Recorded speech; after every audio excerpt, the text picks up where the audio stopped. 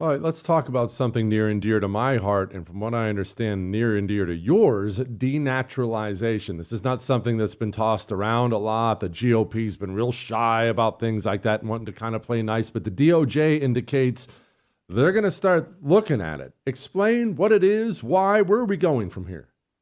Sure. Well, if you have been naturalized as a citizen, so you're not, born here, and you go through the immigration process and the naturalization process, if at any point along that line you make material misrepresentations, you forget to disclose, not forget, you don't disclose things, you intentionally don't disclose things, or you lie on your applications, the government can move to rescind your naturalization, to strip you of your citizenship. And I covered at my website about a decade ago a very famous case involving a Palestinian terrorist named Razmia Odeh.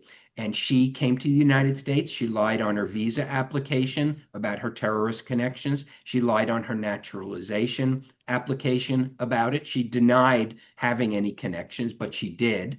And many years later, I think it was 15 years later, the FBI picked up on it and they filed criminal charges against her to strip her of her citizenship. And that is what eventually happened.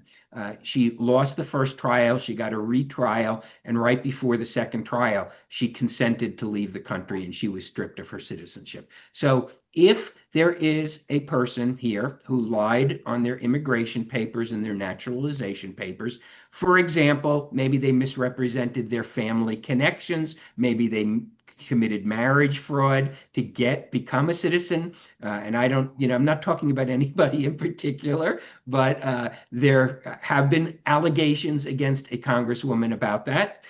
If it is substantiated, if somebody lied to get into the United States and get citizenship, the government absolutely has a mechanism to strip them of that. And the Department of Justice, again, I don't know if they have a particular person in mind, but the Department of Justice has said they're going to start looking into that for people who have obtained citizenship and to challenge it. So it absolutely is a procedure. It has been used in the past and it can be used in the present.